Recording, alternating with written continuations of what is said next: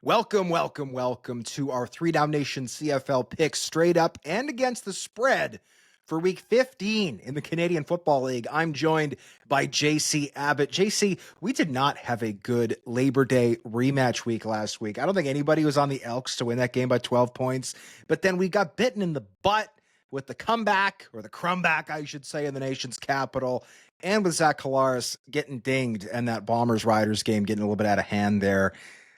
Do you think we can have a better week this week? I'm hoping so. We have to have a better week, Hodge. I don't think we can withstand 2 of those weeks. Our credibility is in shreds right now, man. Come on. Pull We're in yourself shambles. together. We are. I mean, the in-game injuries can be tough. Like the Stampeders had a shift along the offensive line pretty quick in that game. I think that really hurt them.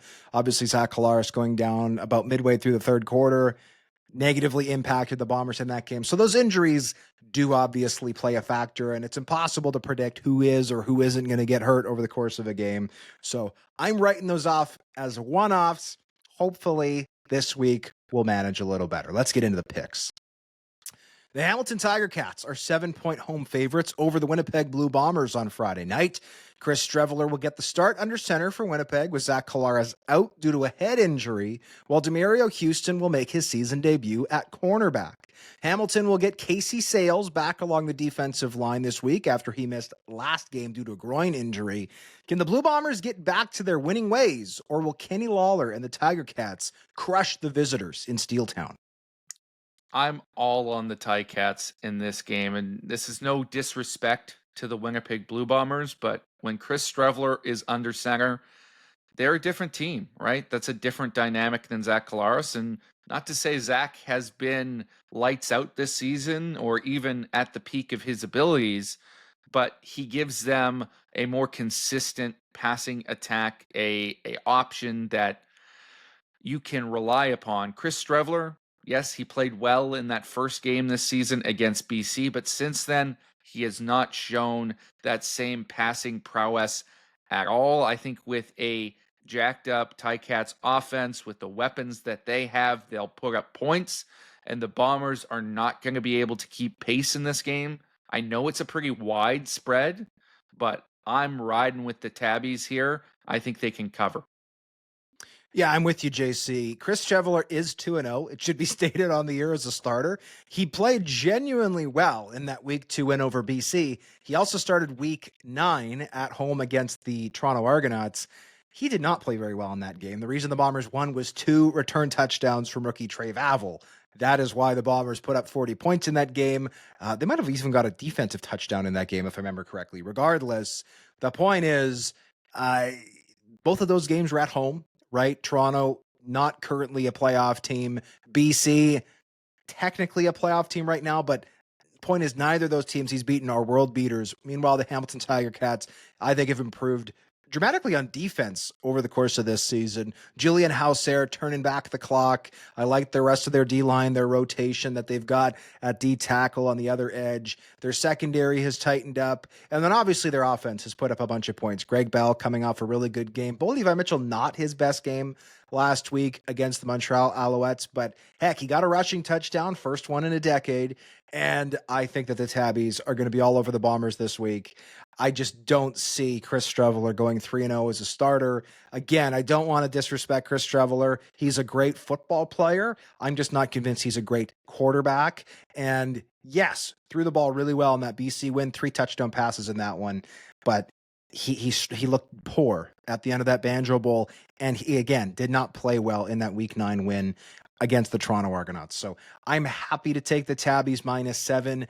I don't think I'd go up to double digits for this one, but even -8, -9, I'm happy to scoop Steeltown here. I think that the Hamilton Tiger Cats see that first place in the East Division in their sights. And based on their performance last week, especially on defense, I don't think they're going to take their foot off the gas. I'm happy to take the Tiger Cats -7. The BC Lions are 9.5-point home favorites over the Ottawa Redblacks on Friday night. Dustin Crum will start again for Ottawa after leading the team to an impressive fourth quarter comeback over the Lions last week in the nation's capital, while Adrian Fry will return at defensive back after missing the Redblacks' last 6 games with a shoulder injury. BC has also shaken up its defensive line with the recently acquired Levi Bell starting in place of the injured Kamoko Toure, and Bradley Anai, a former NFL draft pick, making his debut as a backup. Can the Lions avenge last week's collapse, or will the Redblacks sweep the home and home? I think the Lions have to win this game. Like honestly, like they're 5-7. Last week was a brilliant opportunity to get back to 500, right? Have a bit of a get right game.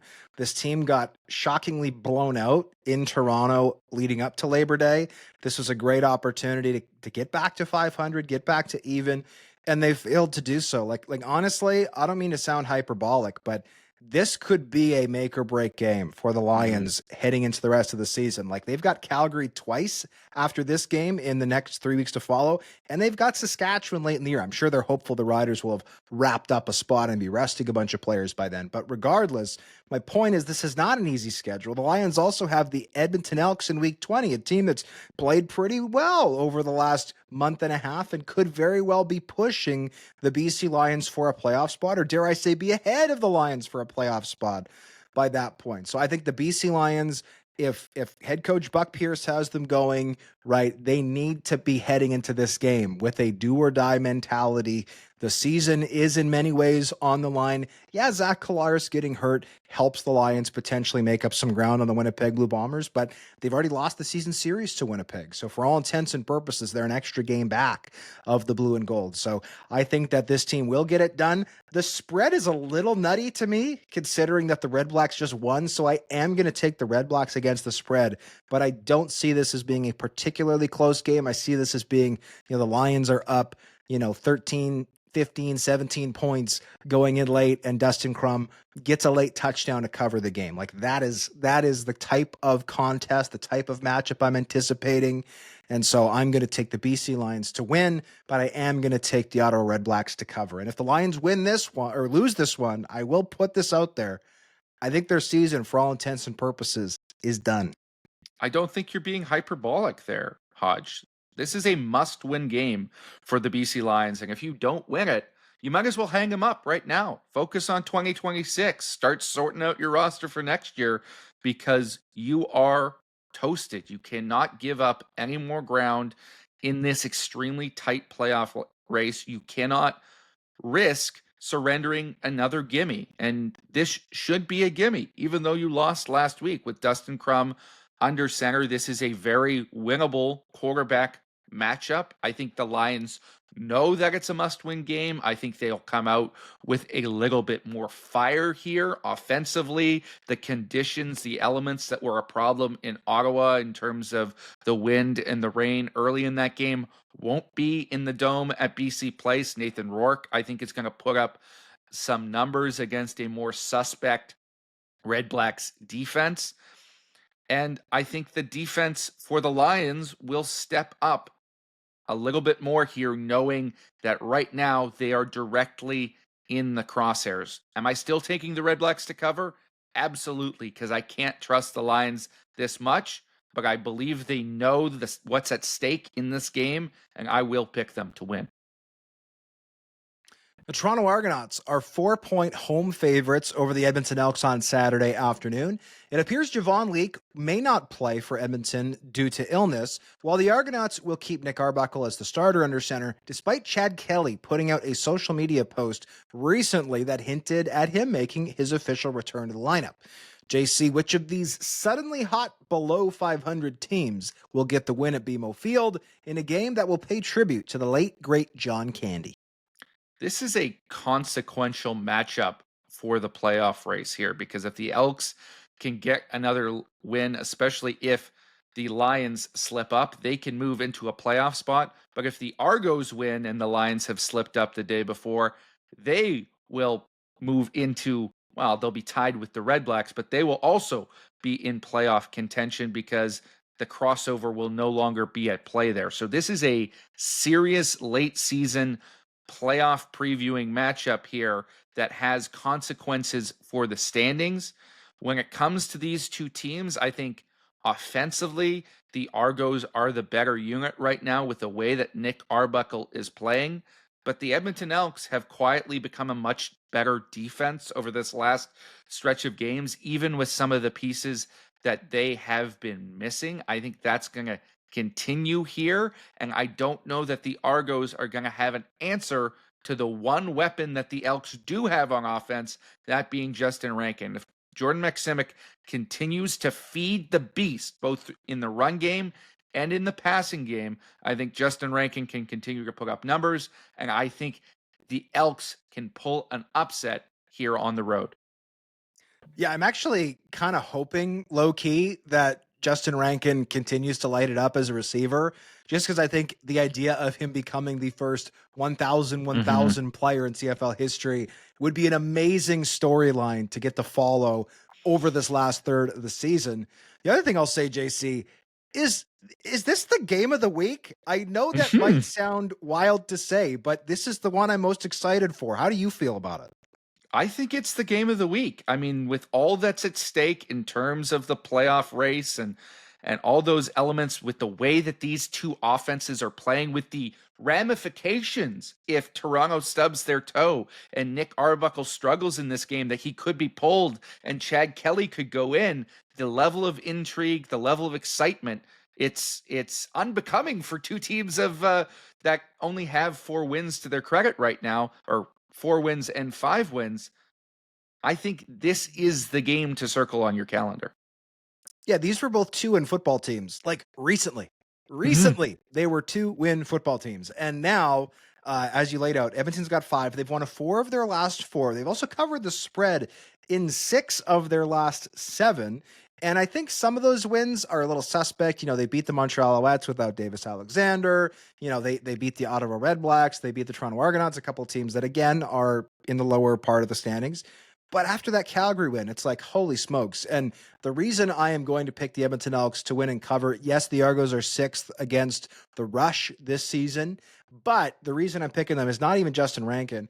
It's Jordan Williams. I put on the film of that win that the Edmonton Elks got last week, and the guy consistently collapsing the pocket for the Edmonton Elks against Vernon Adams Jr. was Jordan Williams, who was cut by the Argonauts just a couple weeks ago, had arguably his game of the year against the Stampeders in the Labor Day rematch. And if he was playing that well against the Stamps, how well is he going to play going back to BMO and saying, oh yeah, you guys are going to cut me? You think you got a better nose tackle than me? You think you got a better interior guy than me? Okay, I'm going to light you up. And so Jordan Williams, shout out Jordan Williams. I thought he had a great game, very disruptive for that defense in front of the Elks. The Elks spent a ton of money on their D-line this offseason. I'm not convinced that that was a great use of their money, but strangely enough, as the injuries from their starters have piled up, same with the linebacking core, right? I think Joel DeBlanco's been sensational since coming into the starting lineup. Brock Mogensen's been great since coming into the starting lineup. Like, somehow the Elks have had a youth movement on defense, and it's paying dividends. So I'm happy to take the Elks here, -4, really starting to put some pressure on the BC Lions and Winnipeg Blue Bombers getting hot at the right time. The Saskatchewan Roughriders are 7.5-point home favorites over the Montreal Alouettes on Saturday night. The Riders have won 6 of their last 7 games, though their secondary is banged up, with Devon Campbell, Marcus Sayles, Nelson Lacombo, and Jackson Ford all missing practice this week. Meanwhile, McLeod Bethel Thompson has returned to Montreal's active roster and will get the start for the Alouettes, taking over from the struggling James Morgan. Which of these two teams do you see coming out on top? I wish that I had more confidence, because there's a part of me that desperately wants to take the Montreal Alouettes to not just cover this spread, JC, but win this damn football game. Why? Because it makes no sense. And this is the Canadian Football League, and things that don't make any sense happen, right? This team has lost 5 games in a row. Only one of those games has even been within 10 points. Like, they had the one close loss to Edmonton in week 10. Other than that, this team has been getting the snot kicked out of them. McLeod Bethel Thompson lost at home to Saskatchewan 34-6 in week 9.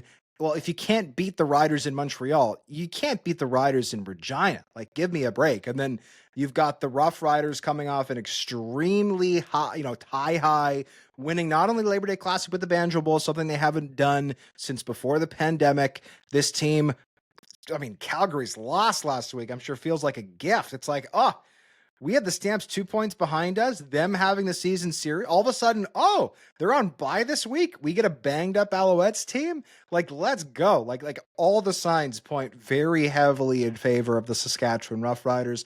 I wish I had the confidence. I wish I had the gall. I wish that I had it in me to take the Montreal Alouettes. But JC, I just can't. I can't do it. My record is not good enough to roll the dice like that. I'm not even taking the Alouettes to cover. But I have this inkling feeling that we're going to sit here a week from now doing our picks for week 16, and I'm going to be kicking myself being like, I saw that ridiculous upset coming and I just didn't have the you-know-whats to really go with it, to really drive it home. So I'm going to shamefully take the Saskatchewan Roughriders to win and cover. I don't think the Riders are going to finish 16-2. Like, they're going to stub their toe over the last third of the season. It might only happen once. 15-3 is still an amazing record. But I'm against my better judgment, I'm just going to say it's not going to happen this week. I will take the Montreal. I will take the Montreal Alouettes to continue being in the toilet. I'll take the Saskatchewan Roughriders to win and cover. I'll tell you what, Hodge. I love to show off my you-know-whats. That's why I wore my assless chaps last week. Oh, no! So I am riding with the Montreal Alouettes in this game. I think they can pull off the unlikely upset of the Saskatchewan Roughriders on the road. And the reason being, there's just too many injuries in this Riders secondary right now. You listed off the players that have not been able to practice so far this week. Devon Campbell, Marcus Sales, Nelson Lacumbo, Jackson Ford. Also, CJ Rivas missed one practice and was limited yesterday. I'm sure he will be in doubt as well for this game. That's a lot of pieces in a very talented secondary that have gone down or are nicked up. And McLeod Bethel Thompson, for all his struggles this season, is a veteran quarterback, and I think he can do more than James Morgan has shown the last few weeks with a Alouettes team that, let's not forget, got a bunch of huge pieces back last week before their loss and could not capitalize on it because they didn't have the quarterback play. If they get even reasonable level quarterback play here from MBT, I think they're going to have way more success on offense. I think that's a talented defense, and I think the Riders are going to be depleted enough that this is going to be a narrow upset win by the Montreal Alouettes. Look, we've seen McLeod Bethel Thompson play high-level football before. We really have, right? I consider myself to be an MBT truther. This is a guy who has had multiple 4,000-yard seasons, and he has led the CFL in passing touchdowns before. He has not shown any of that through 5 starts this year. He's 1-4 as a starter, and the only win was the Calgary game where VA was unable to finish. So I think the trend has to get bucked at some point. Like, this Alouettes team is not going to lose out the year. They're going to have at least one, I think more than one, impressive win down the stretch. I really do. But I am not wearing my assless chaps, JC. So I'm going to take the Riders to win and cover. You're the dangerous one this week. You're picking the Alouettes to spoil the party in Riderville, which, I mean, it could happen. We'll have to wait and see. I'm excited for this one. But again, game of the week, strangely, the battle of 2 under 500 teams in Toronto. 2 teams that I think a lot of people thought were dead and buried come the end of August. So with that said, I'm John Hodge, joined as always by JC Abbott. Enjoy week 15 in the Canadian Football League, folks. We'll see you back here next week for our picks for week 16. We'll see you then.